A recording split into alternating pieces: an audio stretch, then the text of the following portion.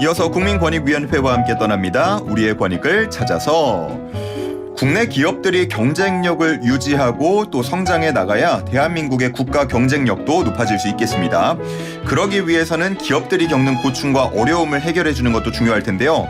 오늘 이 내용 국민권익위 기업고충 조사과 이재인 조사관과 이야기 나눠보겠습니다. 어서 오십시오. 네, 안녕하세요. 예. 기업 고충 조사과가 있네요. 네, 기업 민원만 전담하는 부서입니다. 저 기본적으로 이제 국민권익이라고 하면은 국민들의 고충을 민원을 해결해 주는 기관으로 알고 있는데 기업들의 고충도 해결해 주는 건가요? 네, 맞습니다. 일반적으로 알고 계시는 것처럼 국민의 고충을 해결할 뿐만 아니라 기업인들의 민원을 제기하시면 저희가 접수하고 조사해서 처리하는 역할을 하고 있고요. 이것은 국민권익위원회 설치 법령으로 주요 기능으로서도 정의가 되어 있습니다.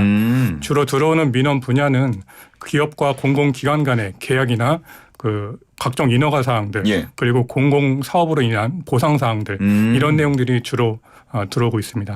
그 말씀을 들어보니까 코로나19 때 뭐 기업들이 굉장히 어려움을 많이 겪었잖아요. 혹시 이런 관련된 고충 해결도 있었습니까? 예, 아마 그 코로나 초기 때 확산세가 좀 심화됐을 때 그 5인 이상 사적 모임 금지 기준이라고 아마 들어보셨을 텐데요. 그 당시에 사적 모임에 돌잔치가 그 사적 모임에 포함이 되면서 돌잔치 관련 업계에 민원이 제기됐던 적이 있습니다.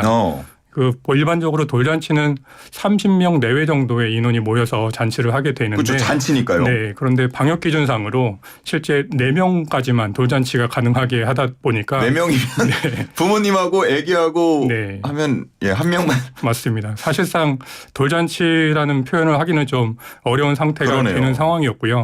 그 당시에 그 여건이 어땠냐면 돌잔치를 위해서 돌잔치 전문점이라는 그 전문 돌잔치만 하는 식당도 있었었고 또 뷔페나 호텔 여러 가지 그 장소를 제공하는 사업장도 있었고요. 또 돌잔치를 하게 되면 이 돌상을 차려야 되는 돌상 업체나 또 사진이나 비디오 촬영을 하는 또 업체들 그리고 뭐 기념품을 제작하는 업체들 이렇게 연관되어 있는 업체가 굉장히 많은 상황이었는데 돌잔치를 사실상 못하게 되다 보니까 그 관련 민원이 집단으로 저희 위원회에 제기됐던 사안이 있었습니다.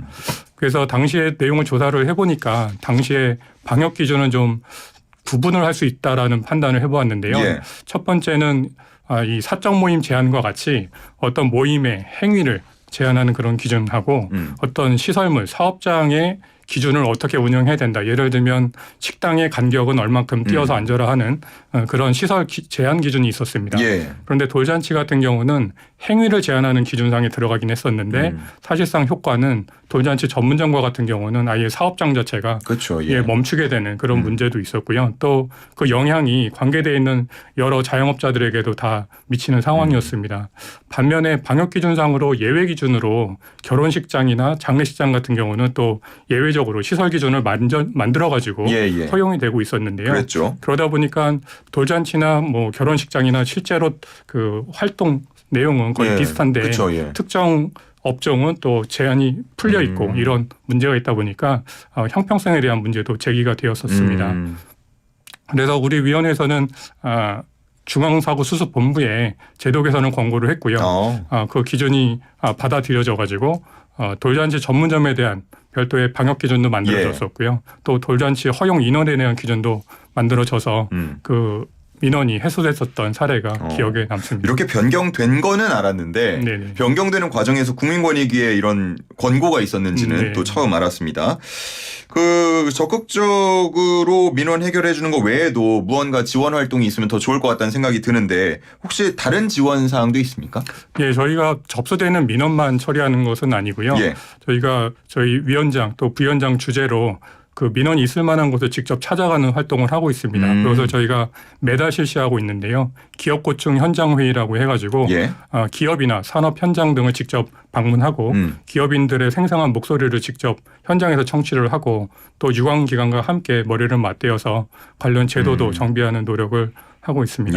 어떻게 신청하면 되는지 한 줄로 요약 좀 해주실 수 있습니까? 네, 저희 국민신문고라고 아마 많이들 아실 텐데요. 신문고에서 일반 민원 접수하는 것과 똑같이 기업 민원으로 접수를 하시면 저희 부서에서 신속하게 처리를 하도록 하겠습니다. 네, 알겠습니다.